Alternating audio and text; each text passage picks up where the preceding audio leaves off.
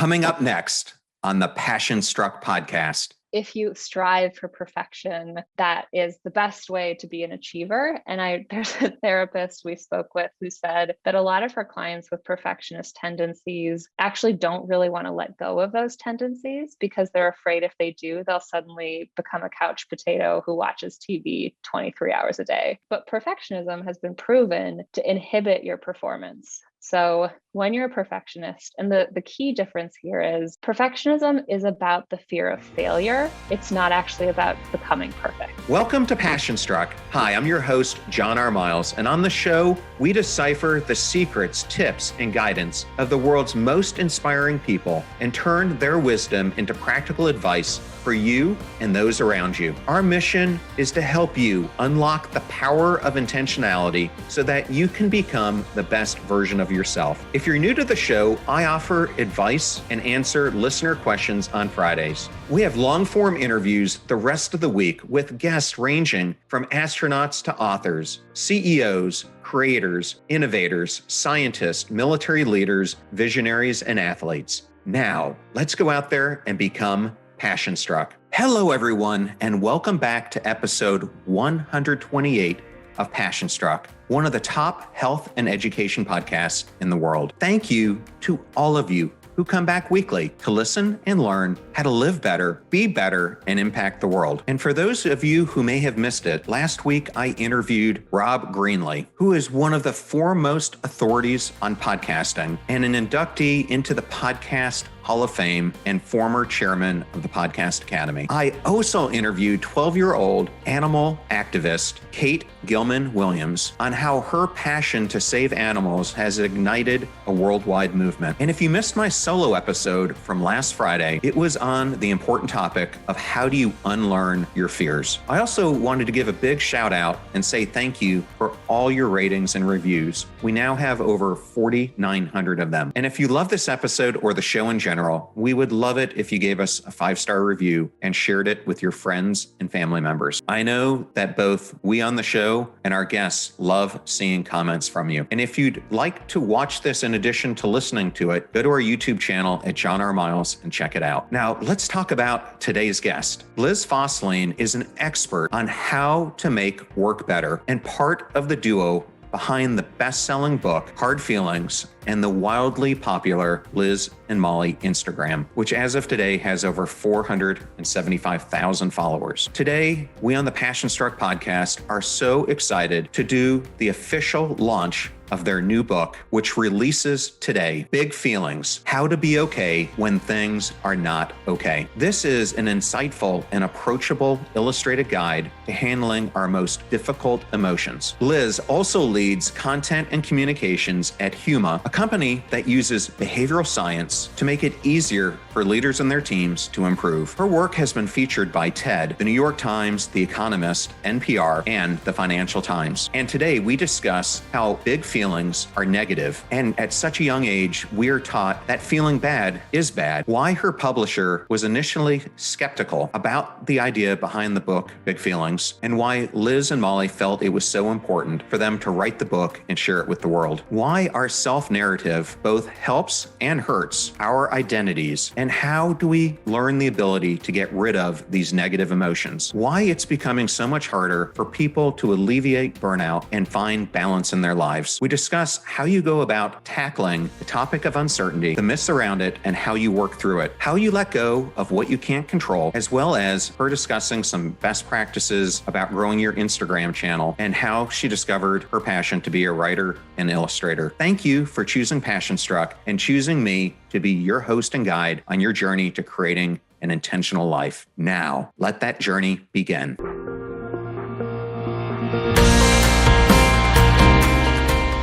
I'm so thrilled today to have Liz Fosslien on the podcast. Thank you so much, Liz, for joining us. Yeah, I'm very excited to be here. So appreciate you chatting with me. Well, I thought the best place to start was I'd like to understand your upbringing, but through the lens of your new book.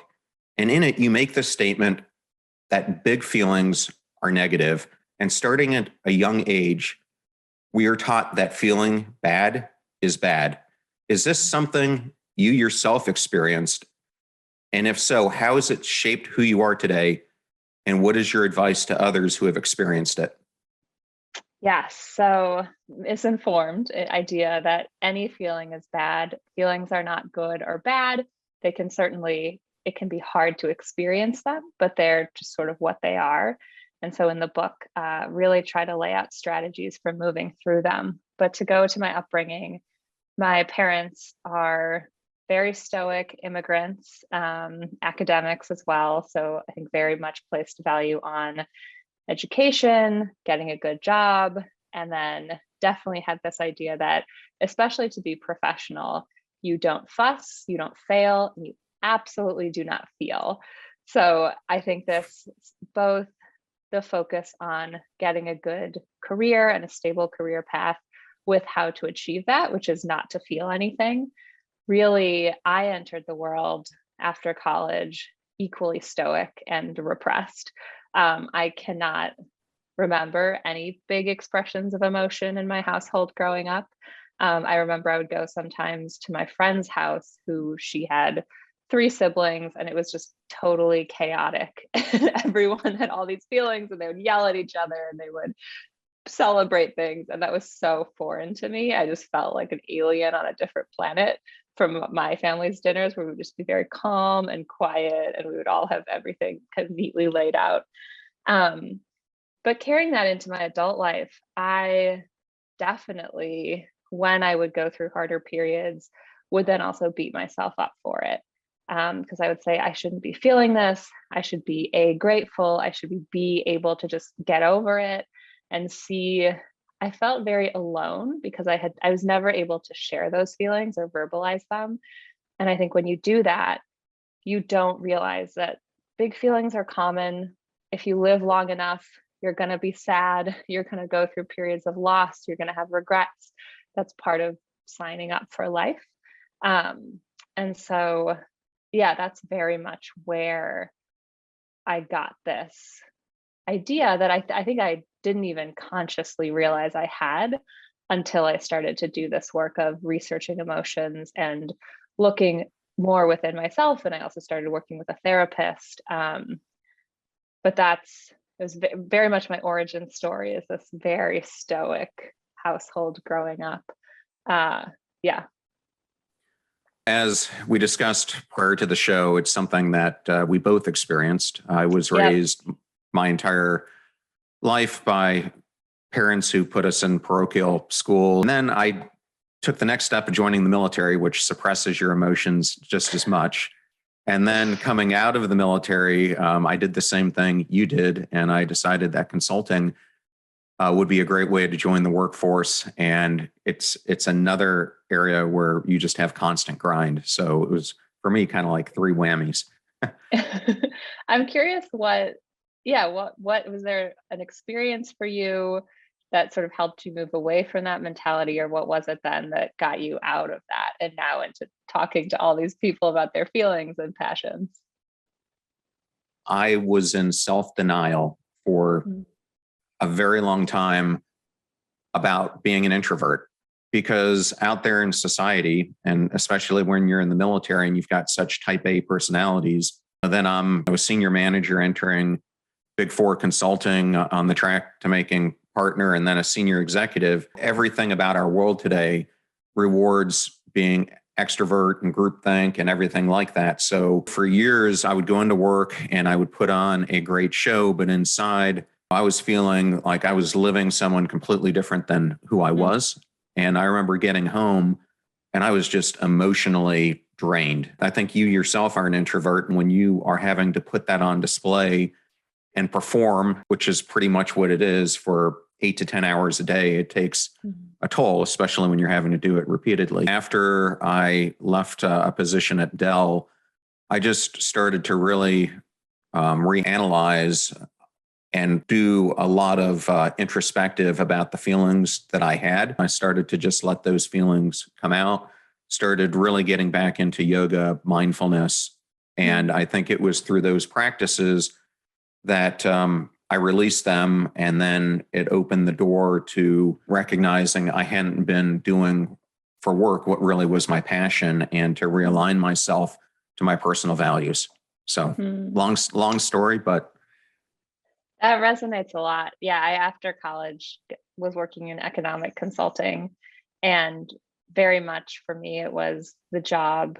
I had fulfilled all my parents' dreams for me, right? It was a tall building. I put on my nice suit every day. It was a very clear, stable career path, lucrative. And I really hated it. And so after 2 years, I just completely burnt out and then took a job as a barista at Starbucks because I needed health insurance. I needed some kind of income. I'd been going to the Starbucks as a consultant 3 times a day just to escape the office. So I knew the people, and I walked in and said, you know me as a customer, can I be a barista? And Starbucks, I found it was the first time that I had seen design and emotion applied in the business world to produce both a great working environment and just like this billion-dollar brand. They're so thoughtful about how they lay out the store, how they train new hires, how you're supposed to interact with customers to create this positive experience. And so it was the juxtaposition of those two things of starting to look back and realize, very similar to you, that it felt like I'd been living someone else's life and that I had just been suppressing so many feelings about the job and what I actually wanted to do. And then being thrust in what was for me a completely novel environment and starting to realize, oh, like feelings do matter and creativity can lead to business benefits and better experiences for people. So yeah, it's all of what you said resonates with me. It kind of I guess my yoga was like giving people coffee and just absorbing the Starbucks environment. Yeah. Well, I mean, I think it's important for the audience to realize that I think a lot of us go through this period where we start going down one track that we think is going to be where we find success, only to find out that our passion or what our purpose really is lies somewhere else. And I'll let you do the reveal, but we have a mutual friend who I've got coming up on the podcast in a couple of weeks. And I think I've heard you tell her story many times about how she became a writer. So I thought that was maybe something you could touch on. Yes, I will. I'm happy to do the reveal, and I'm a big fan of this person. So we actually, my co-author, Mollie, and I interviewed her for our book, in particular, the chapter where we talk about comparison and envy. And this writer, who I will not name yet, shared that she was a lawyer by training and had been a lawyer for a couple of years and got her law school's alumni magazine. And she was flipping through it and reading stories of some of her peers who had very illustrious careers in the legal field. And she felt happy for them, but had no strong emotional reaction. And then she came across a blurb about one of her peers who had become a writer and an author. And she said she felt absolutely sick with envy, that it was a physical manifestation of how badly she realized she wanted that for herself. Absolutely not the same reaction when she was reading about other lawyers. And so that for her was the first signal of, wow, maybe I should start exploring a writing career. And she didn't immediately quit her job, but she started to write later at night and then eventually wrote a book, which was The Happiness Project. And so it's Gretchen Rubin, who's now a multi-best-selling New York Times bestseller author. I think many people don't even know she was a lawyer before she wrote these books, which speaks to how incredible her writing career has become. But yeah, I think what I love about that story is it was her really tuning in to this emotion that is often described as bad. I think when we feel envy, we do all these mental gymnastics to convince ourselves we're not envious because it's not a friendly, nice emotion. But actually, by listening to what it's telling us, it can often steer us towards a life that is more personally meaningful. And then in her case, also because she loved it so much, I think she's far more successful maybe than she ever might have been as a lawyer. Well, the other missing piece of the story, because I think it's a great one, is she actually read that when she was clerking for Supreme Court Justice Sandra Day O'Connor. So Not only was she an attorney, but she had like one of the most coveted Yeah. positions that you can possibly have as an attorney. And to realize when you had that glide path that she likely had in front of her, and to make that decision, I mean, takes a lot of Yeah. courage to do so.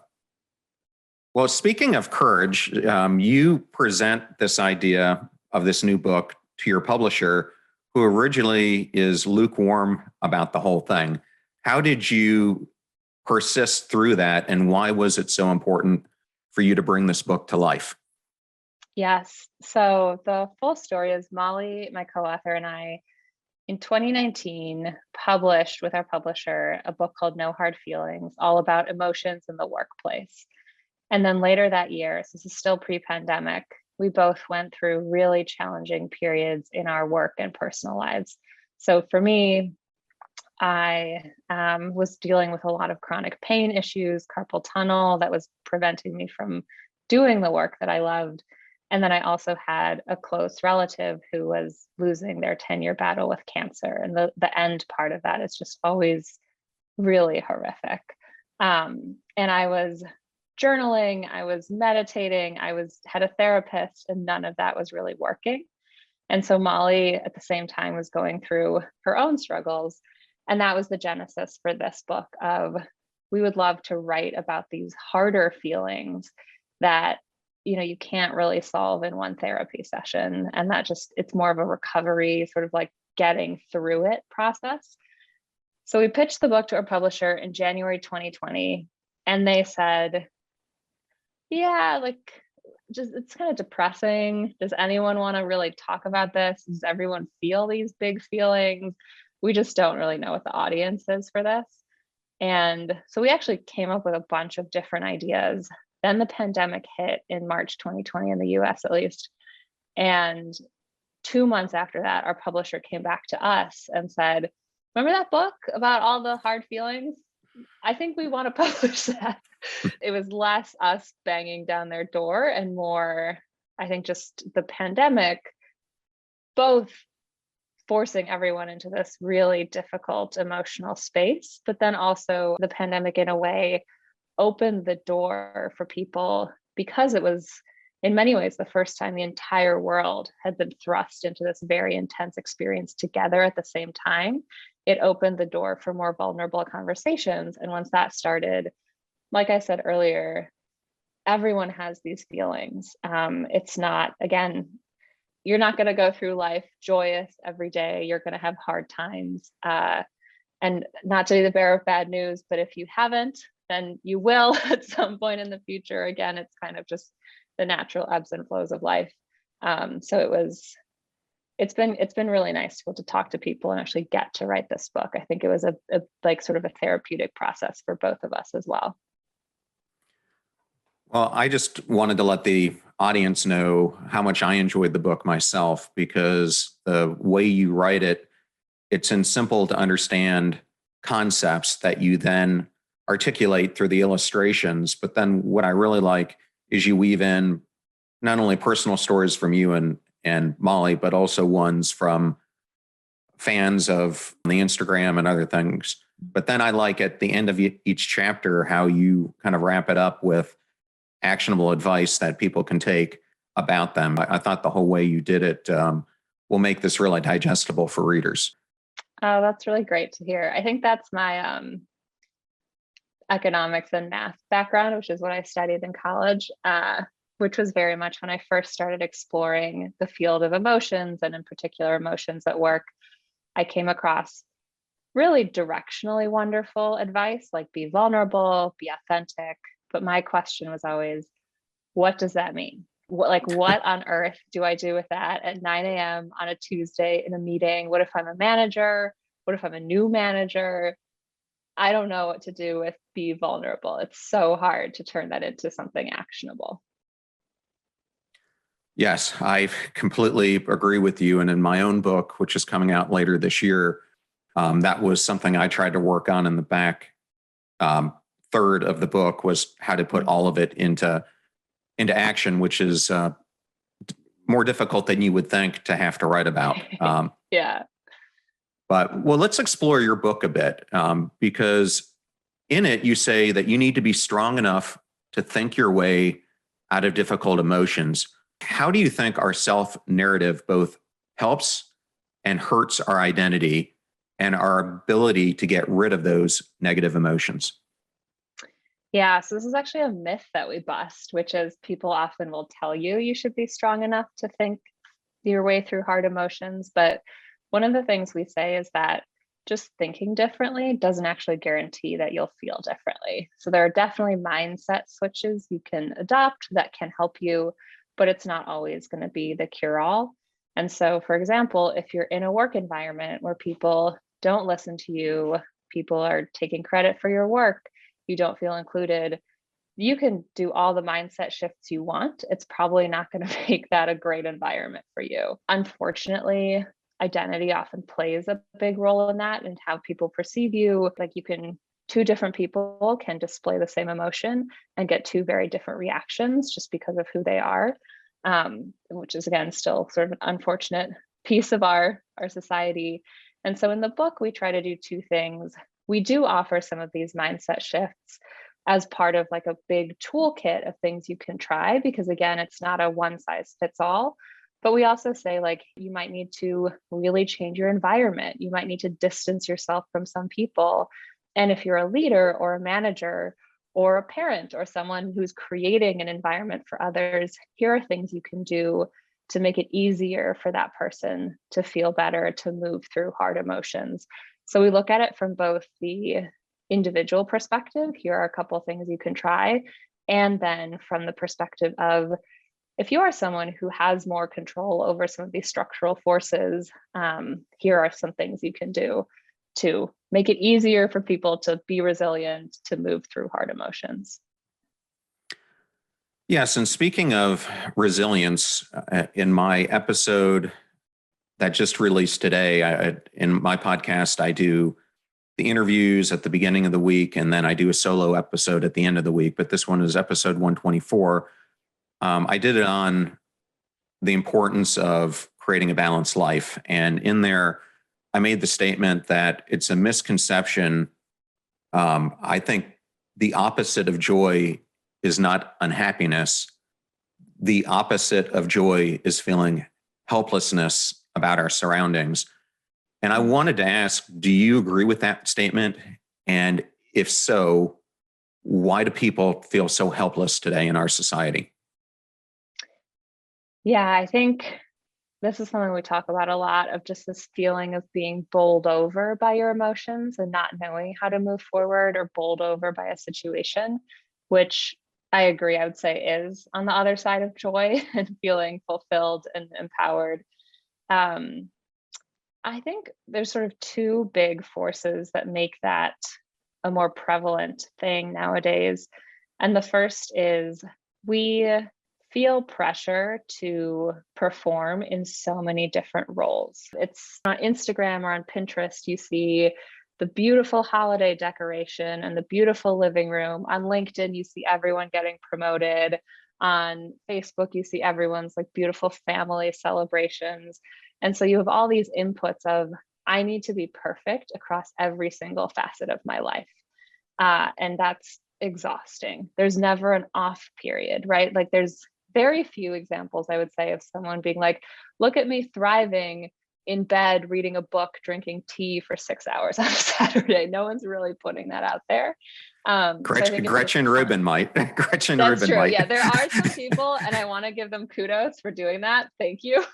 But the vast majority, it's still this go, go, go, always be striving for perfection. And again, it's not just at work, it's across all of the facets of our lives. And then the other is that we are still, I would say this is changing, but a fairly repressed society when it comes to emotions.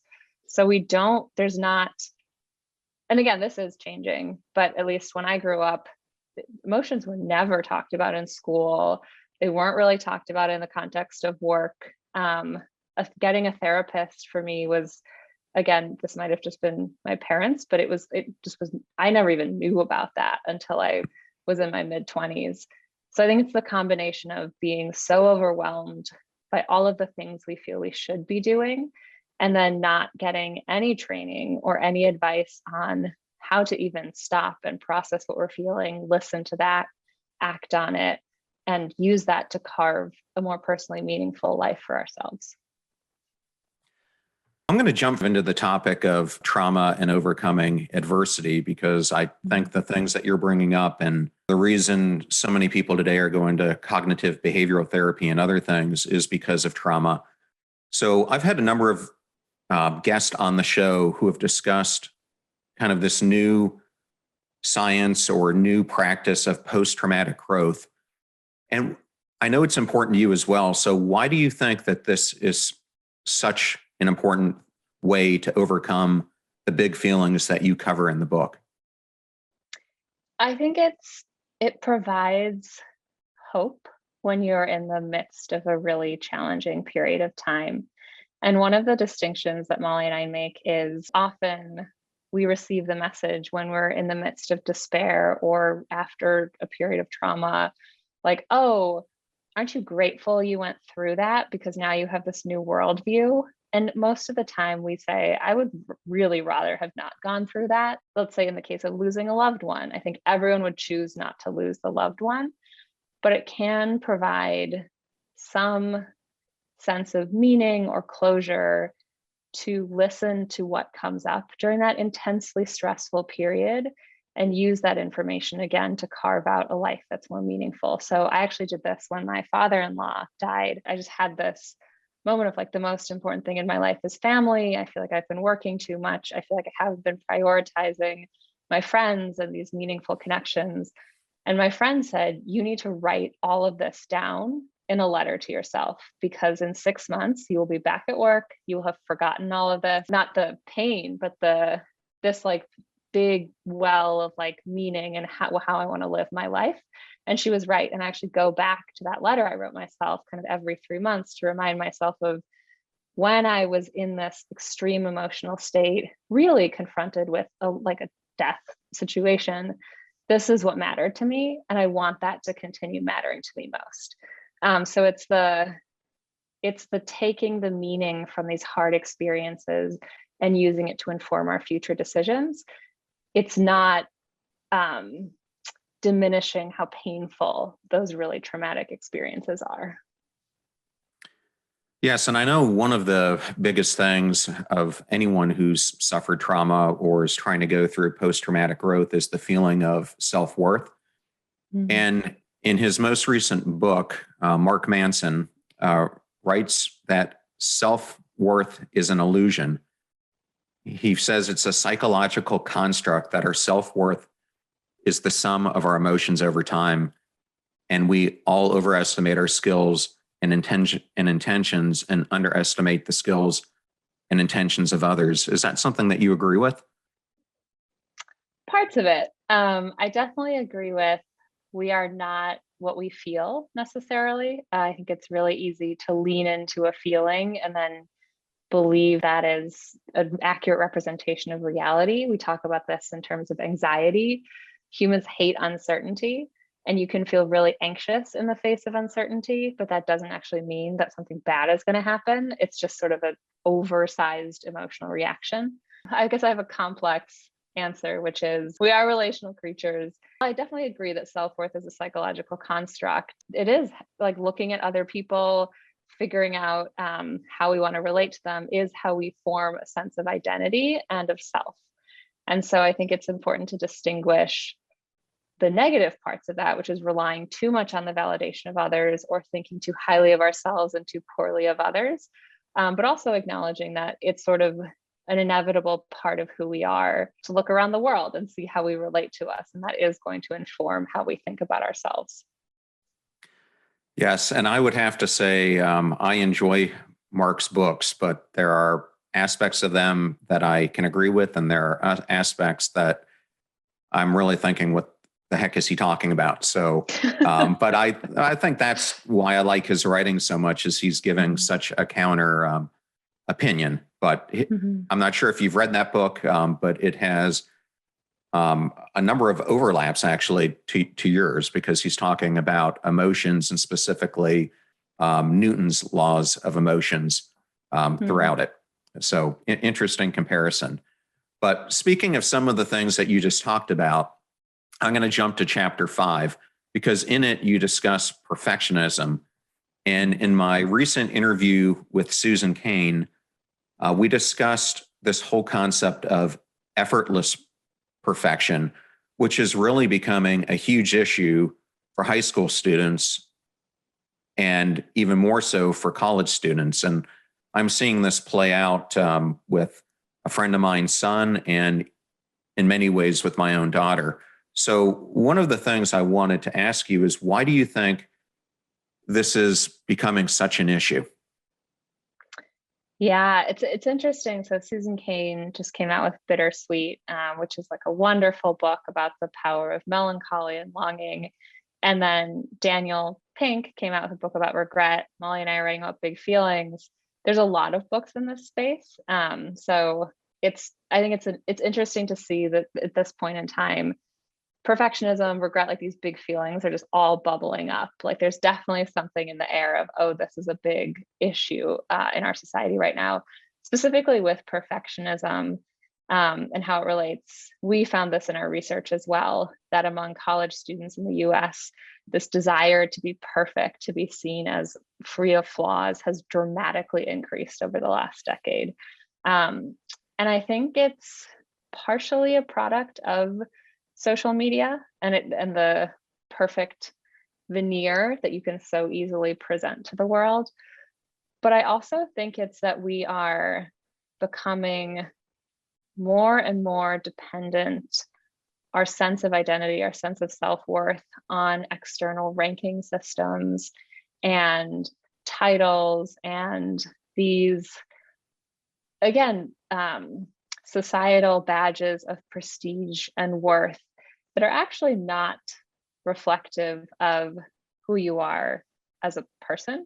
So again, I think we're tying more of our worth, like I got into this college, this was my SAT score, this is my grade, this is how many Instagram followers I have, this is how many emails I get, versus stepping away from that and thinking, I'm worthy because I'm a kind, generous person. There's no ranking for that. There's no way of mathematizing that. It's not something you could easily put on an application or on social media. And so I think that's definitely one of the forces too, that is, it's addictive to get all this external validation. And there's more and more ways to get that now that I think take us further and further away from the core aspects of ourselves, our core values. I know you talk about that a lot, that actually make us feel both a sense of meaning and at peace with our choices. Later on in the interview, I've got a number of questions I want to ask on that whole area of core values. I know a lot of the listeners are very concerned about, how do you create peak performance? How does trying to be perfect negatively impact your performance?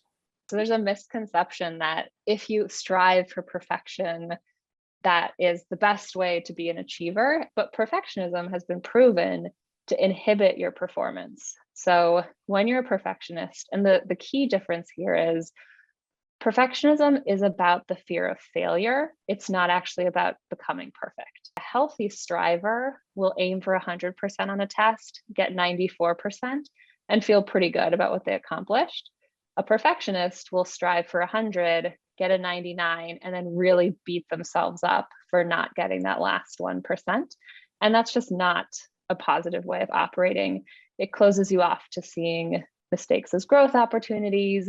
You're less likely to look for feedback, and you're more likely actually to have performance anxiety in the moment, which again is going to hamper how well you do in a certain situation. It's really important to identify within yourself, is this causing me undue stress? And how might that actually be inhibiting me? Because one of the dangerous parts of perfectionism is you think that's what's making you successful. And in fact, if you were able to step back from that a little bit more, you'd probably be more successful. And this has shown up in research on like athletes who are perfectionists. They tend to choke more often in the moment. It's shown up in studies of bosses. Managers who aspire to be perfectionists also tend to micromanage more. They want to exert more control. they just are a little more stiff in conversations. And so they don't actually become those leaders that are more natural that people want to follow. So it's not the superpower that many perfectionists like to believe it is. The last thing I'd want to ask on this question here would be, what advice would you give to a parent who has a child who's going through this, or adolescent themselves, who feels like they are just stuck? Everyone that they see on campus or friends are trying to get into Ivy Leagues, everyone's building this up. How do you escape this? And what are some steps you can take? Yeah, I don't have a perfect answer. Not that I need a perfect answer. But I think the first is to set an example. So one of the things that came up in our research is that parents sometimes inadvertently stoke perfectionism within their children. And it's not malicious, it's not poorly intentioned, but it's if the child wins the soccer game, they're really excited. They're like, let's go out for ice cream. And if the child doesn't win, they don't really say anything. And by doing that, you're really showing like, oh, you are loved, you are celebrated, contingent upon victory.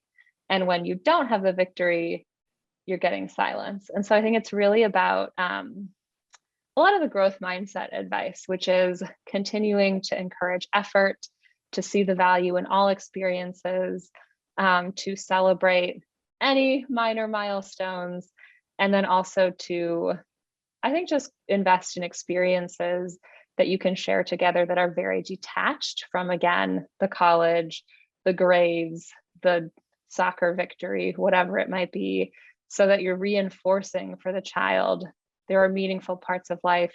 There are ways to receive love, to invest in relationships with others that are absolutely not dependent on you doing X to get Y. Yeah, well, this leads me to go back to something you brought up, which was self-identity and self-worth. And I'm not sure about you, but one of the questions I despise the most at cocktail parties, or if you're at a social event, is when someone comes up and they ask you, what do you do? Because there are so many ways you can answer it. And I think Hilary Swank gave one of the best answers I ever heard, because she despises the question too. And she just said, in everything I do, I'm a storyteller. And that's what she tells people, which I thought was a good one. But you can really answer it so many ways. You're a parent, you're a spouse, you're a partner. But is it possible, do you think, to detach your self-worth from what you do for work? Yes, I think it's hard. There was advice I read a while ago that said one of the best ways to start overcoming this tendency is to not answer that question with a title.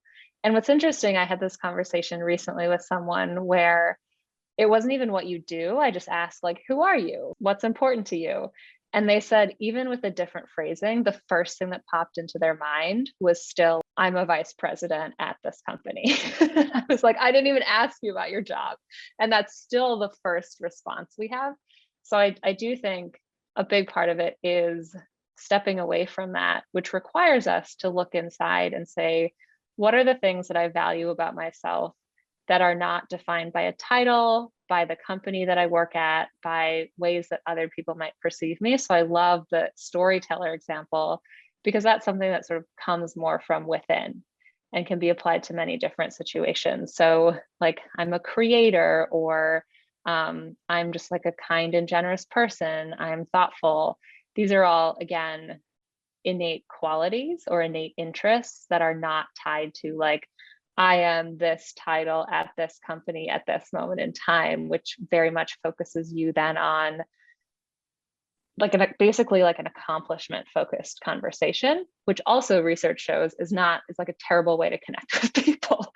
There's this interesting experiment that was run where people were asked, they were randomly partnered, and then they were randomly assigned a question. One group of people was told to discuss, what does a perfect day look like for you at work? And the other was told to discuss, what does a perfect day look like to you? So the only question was that they weren't allowed to say at work. And the people who didn't have that at work ended up having much stronger bonds after that conversation and staying in touch afterwards. Whereas the people who talked about perfect day at work, it was like what the researchers found is that they started talking so much about accomplishments and the meetings they were leading and the reports they had. And it's just, I don't know, nobody really wants to hear your resume as the first entry point. So I think stepping away from that also actually is proven to lead to deeper connections, to better relationships.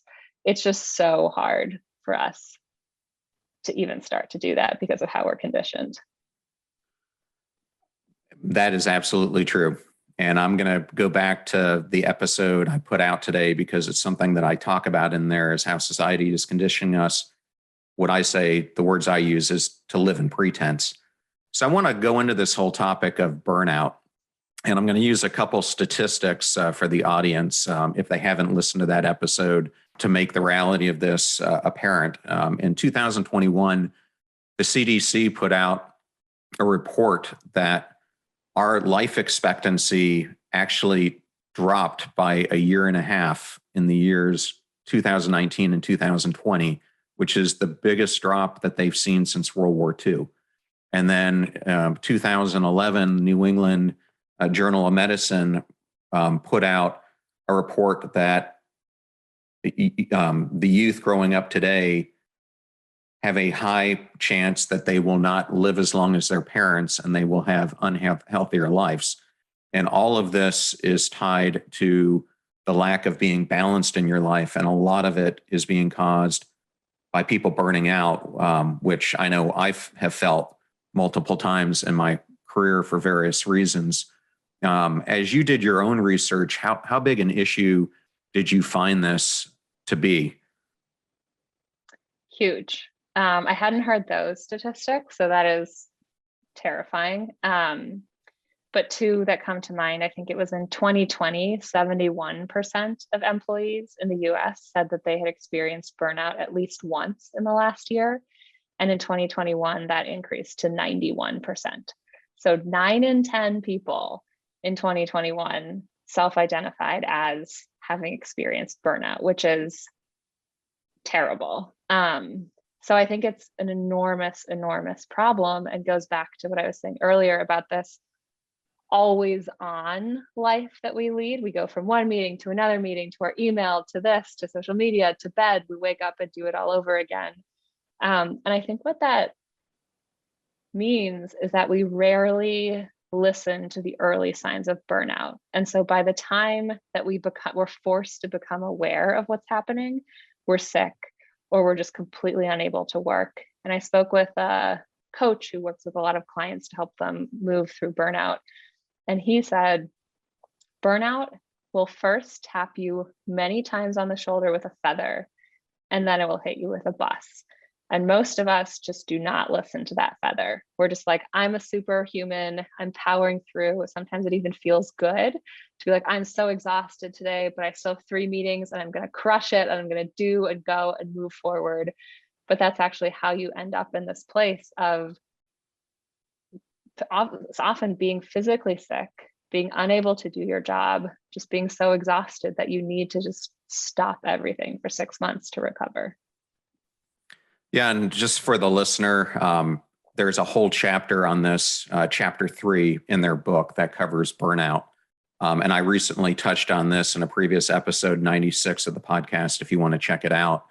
But what I wanted to ask you is, in that podcast, I draw a correlation, and I was using this in many ways through my own personal lens and the lens of other people that I've been around professionally, that part of this burnout becomes we're chasing the wrong goals. We're after recognition, we're after awards, we're after money, we're after materialistic things that what you think is success affords you. And so you keep just getting in this spiral until all of a sudden you're indifferent, feeling less and less, your body's shutting down, you're more and more unhealthy. Did you find that as well?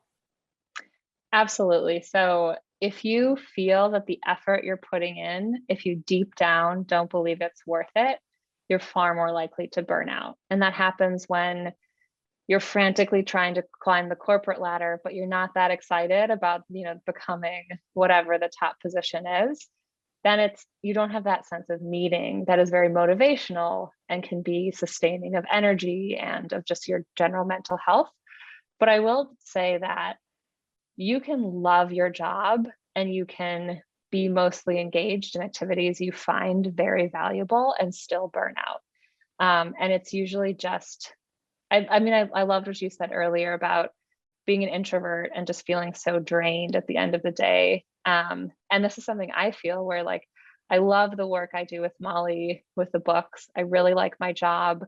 I like my friends. I like my relationship. I would say generally I've constructed a life that is very personally meaningful, but I still sometimes feel those first tendrils of burnout just because I notice that I'm just not stepping back at all. Like all the things that I'm doing are things I want to be doing, but it's just too much.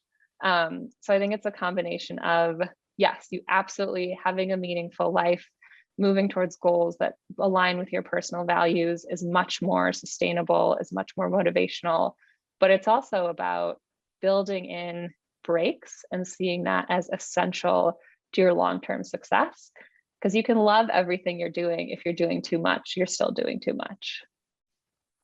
Well, I hate to admit this, but I became so good at pretending I was someone I wasn't that I knew how to go in and fake tests like Myers-Briggs and others just because you're doing them all in a group session.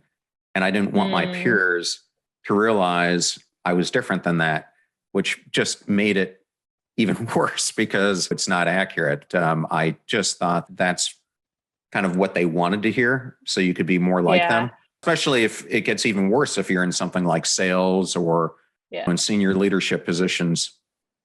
Yeah, I did one of those assessments with my team, and I thought it was I had someone then ask me afterwards, and they said, I took this test and I answered it based on who I want to be.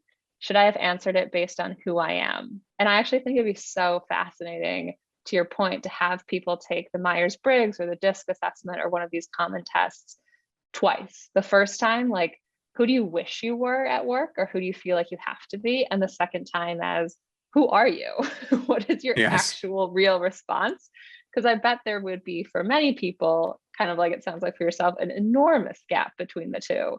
And probably the bigger the gap, the more drained you are at the end of the day. So if someone wants to run that experiment, I want to know the answers. I think it's so interesting.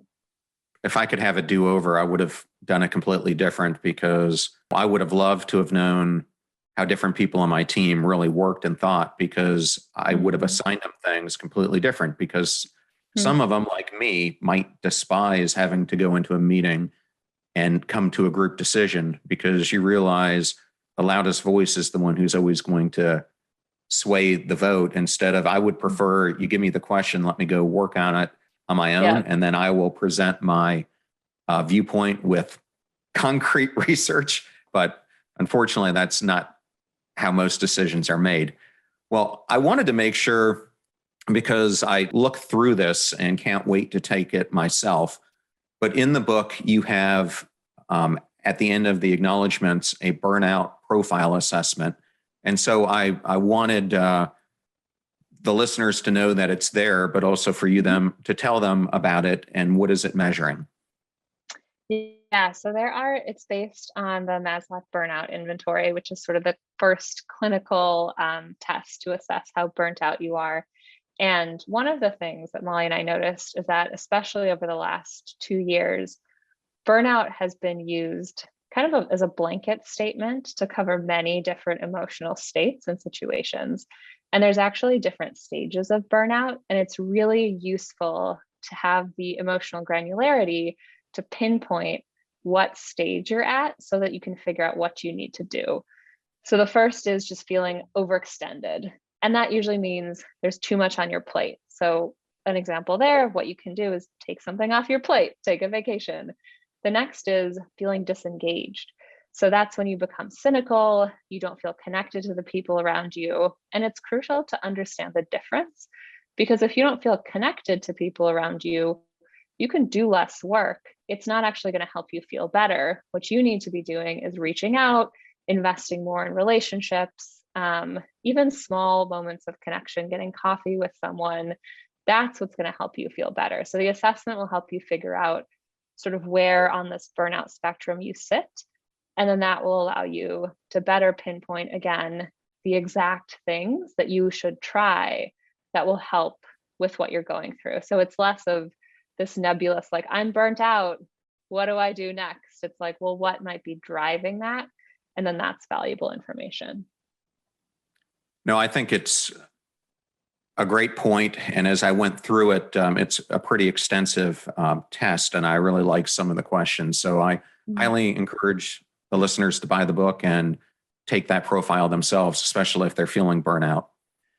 So now I wanted to jump to another chapter of the book. Developmental psychology has long argued, I'm going to say that again.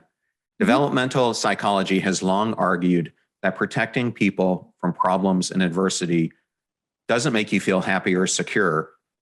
It actually makes you feel more easily insecure. And in chapter 7, you talk about regret.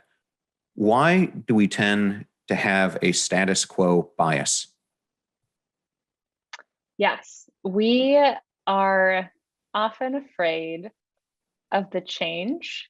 And so we think that making a change, we associate all this regret with it of, I'm going to lose this, or it might not work out in this way. But we don't actually factor in that not making a change is also a choice. And so when you're doing a cost benefit analysis, you also have to think about the cost of staying where you are. And one person I remember that we interviewed for the book, she said, looking back, she remained in this job for 4 years because she was just afraid to make a change. And she said that the cost of staying in that job was huge. She didn't get a promotion. She felt terrible about herself. It was just not a good environment for her. And that was because she had done this miscalculation of the change was scary because it was uncertain. So she just had a lot of anxiety around it. But she didn't take into account, like, okay, in 4 years, where will I be if I don't try something different? And so I think that's where the status quo bias comes from, is not effectively thinking through the no choice, basically. Well, I loved the concept of the status quo bias because I think comfort zone gets overplayed. So I think this is something I'm going to use a lot more going forward. So one of the guests I got to interview on the show, episode 101, was Claude Silver. And I'm not sure if you know who she is, but she's Gary Vee's right-hand person. And she is the chief art officer for VaynerX. And she has come up with this concept called emotional optimism. And I was wondering if you've heard of it and what are your thoughts about that? I actually haven't heard of that. So I'm curious if you can explain it to me. And then it sounds, I'm curious to hear the explanation. Well, I guess she was just saying that we have this toxicity that's at work these days. Basically, emotional optimism is the opposite of the toxicity that she sees. And for her, it was really getting people at work to feel and talk about their emotions and be present with all that they are, but using it as an optimistic driver to make themselves better and those around them.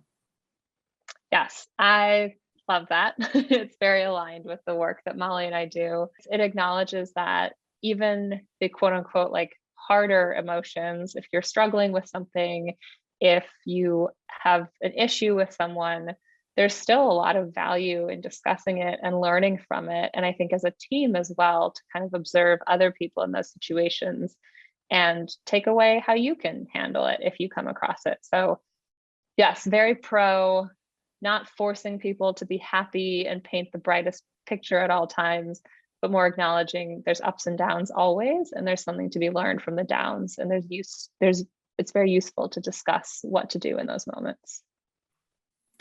I couldn't agree more. And in chapter 1 of the book, you tackle the whole topic of uncertainty, which I think in some ways touches on that. So I just thought maybe you could touch just quickly on what are the myths about uncertainty and how do you work through that uncertainty?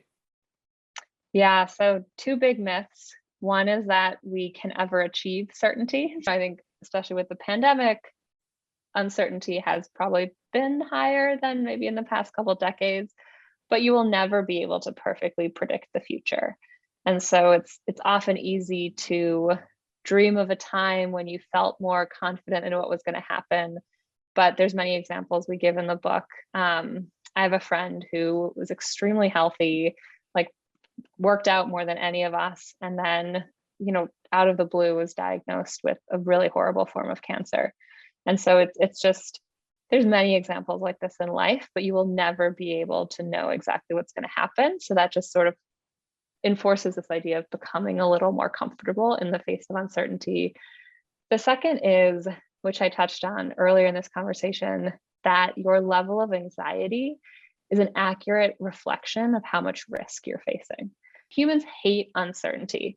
There's research that shows that we would rather get a painful shock with absolute certainty than have a 50% chance of getting the painful shock, because we just don't like to not know. It's easier to know this bad thing is going to happen and I can mentally prepare for it than to not quite know if it's going to happen. And so that means that when things are up in the air, we just have a lot of emotions around that. And it's easy to lean into that and be like, oh, a catastrophe is going to happen.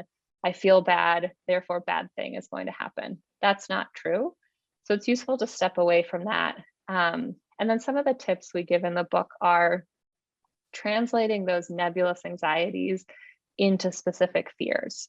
So instead of just having this pit in your stomach and leaning into it and working yourself up into a frenzy, stepping back and saying, what am I actually afraid of? What is something specific that is causing me concern? And again, that allows you to better map out, here's what I might do in that situation, or sometimes even understand that's actually not that bad of a scenario. So A, it's reduced the emotional response to it. And B, you feel a little more prepared, which can again help you feel better just knowing, even if this does happen, I have some kind of plan in place. Okay, so I think that's a great answer. And I wanted to do two things. One was to allow you to tell the audience how they can reach out to you. And of course, I'll have links to the book and your previous book in the show notes, and I'll put it in my book list on passionstruck.com. But after that, I'm going to ask you just 4 rapid round questions, which is some of the audience just skips right to that with some of my guests. But please tell them how they can find you. Yeah, so lizandmollie.com is the website I have with Mollie, my co-author. The new book is Big Feelings, How to Be Okay When Things Are Not Okay, available everywhere books are sold. And then we're on social media as @LizandMollie. And I should mention on Instagram, you now have, I checked it today, 475,000 followers. So, oh, wow, I didn't know that. So congratulations. Thank you. Well, that's going to lead me to the first rapid round question. Given you have found success on Instagram, what would be your biggest tip to someone looking to create their own success on Instagram? You have to put out content that you enjoy putting out, because I would say for a year, no one cared that I was on Instagram.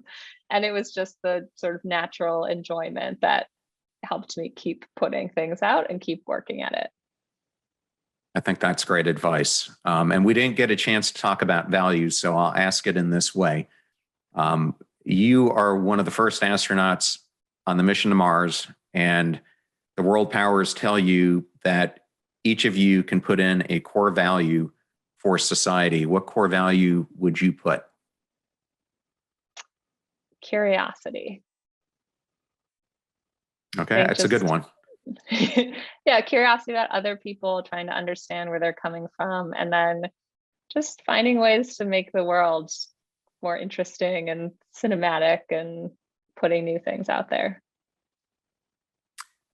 Given that you love to illustrate, do you have a favorite comic book or comic series? Calvin and Hobbes. Grew up with Calvin and Hobbes. I think it's just such a wonder. There's such poignancy in many of the comic strips, and they're 4 panels, very little text. And I always adored the ability to communicate so much with, seemingly so little. Okay. And is there a favorite book right now that you're reading, or a favorite author that you have? I would say on the fiction side, my favorite author has always been John Steinbeck. I'm just love his work. And then I really love Susan Cain's new book, Bittersweet. So if people haven't checked that out yet, I would highly encourage them to do so. Yeah, I have to tell you, I agree with you. When I first got the manuscript, weeks before its release, I saw the title and I was like, boy, this is going to be a depressing read. But the way she's able to weave in, like Susan Cain does, incredible storytelling with just unparalleled research and then drawing the points out, it really is a magnificent book. But so is yours. Oh, thank you. Yes. Well, to be mentioned in the same sentence is a big achievement for me as Susan Cain. So that's exciting. Well, last question, and always one of my favorite, is if you were asked to be the ghost, if you were asked to be on the late show and you could take James Carden's spot in karaoke carpool, who would you want to have in the car with you? Oh, I think Cardi B, because she is just hysterical. She is a rapper who I just remember at the beginning of COVID, maybe even before the lockdowns happened, she put out this video that was like, coronavirus, it's getting real. And she was just terrified. And then people made all these remixes of it, not to make light of the pandemic at all, but she just seems like she always has a hot, interesting take and seems like a boatload of fun and also emotional expression, which I love. Well, that's great. Well, I thoroughly enjoyed this interview and honestly could have kept going with questions because I find it so fascinating what you wrote about. So thank you so much, Liz, for coming on the show. Yeah, and thank you for the thoughtful questions. You're a great interviewer, so really appreciate that. I thoroughly enjoyed that interview with Liz Fosslien, and so humbled that Penguin Random House would bring yet another author to us to officially launch their book. During today's interview, I brought up a number of other Passion Struck episodes that I wanted to reiterate here at the end of the show. These included my interview with best-selling author Susan Cain, whose new book, Bittersweet, just became the #1 New York Times bestseller this week. Check it out. That is episode 121. Also, the interview that I did with Claude Silver, the Chief Heart Officer at VaynerX, which was episode 101. My recent solo episode on how do you create a balanced life, episode 124, and my episode 96 on burnout and why it's so important that we stop living a materialistic life. And if you're new to the show, or you would just like to introduce this to friend or family members, we now have episode starter packs, both on Spotify and on our website. And these are collections of your favorite, our fans, topics organized by playlists that gives every new listener a great way to get acquainted to all that we do here on the show. Just go to passionstruck.com/starter packs to get started. And if there is a guest like Liz or Susan Cain or Claude Silver who you would like to see us interview on the podcast, you can always hit us up on Instagram at John R. Miles or LinkedIn at John Miles. And if there's a solo episode topic that you would like to see me cover, you can reach out in Momentum Friday at passionstruck.com. Make sure you have a great topic, a great subject line, and keep it concise so that it can have impact on us when we review it. Thank you again for coming each week and enjoying the show. And we've got some incredible guests coming up over the next couple of weeks, including Lori Singer, Gretchen Rubin, and Jordan Harbinger. Not going to want to miss any of those. Now, go out there and live life passion struck. Thank you so much for joining us. The purpose of our show is to make passion go viral. And we do that by sharing with you the knowledge and skills that you need to unlock your hidden potential. If you want to hear more, please subscribe to the Passion Struck podcast on Spotify, iTunes, Stitcher, or wherever you listen to your podcasts at. And if you absolutely love this episode, we'd appreciate a 5-star rating on iTunes and you sharing it with 3 of your most growth-minded friends so they can post it as well to their social accounts and help us grow our Passion Struck community. If you'd like to learn more about the show, and our mission, you can go to passionstruck.com where you can sign up for our newsletter, look at our tools, and also download the show notes for today's episode. Additionally, you can listen to us every Tuesday and Friday for even more inspiring content. And remember, make a choice, work hard, and step into your sharp edges. Thank you again for joining us.